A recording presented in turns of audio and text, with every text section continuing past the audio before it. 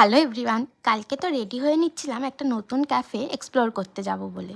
সেদিন বন্ধুদের সাথে এখানেই যাওয়ার কথা ছিল, কিন্তু সেদিন একটা বার্থডে পার্টির জন্য ক্যাফেটা বুক ছিল বলে এন্ট্রি পাইনি। ব্যাস বেরিয়ে পড়লাম আর পৌঁছে গেলাম মধ্যমগ্রাম বং পিৎজা।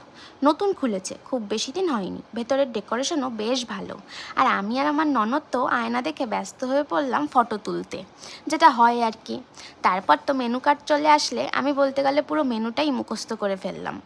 যাক, দুজনের সহমতে সেম খাবার অর্ডার দিতে পেরে আমরা তো বেজায় খুশি।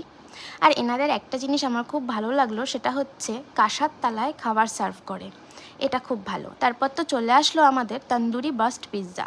আর পিৎজাটা খেতে খেতে চোখ চলে গেল এই পালকিটার দিকে, কি সুন্দর না। তারপর তো চলে এলো কোল্ড কফি উইথ আইসক্রিম, এটা আমার ফেভারিট। আর সবশেষে মনে পড়ে গেল সারা সন্ধ্যা তো চাই খাইনি, চা না খেলে কি চলে। ব্যাস তারপরে ডলফিন দেখতে দেখতে খেয়ে নিলাম একটু চা।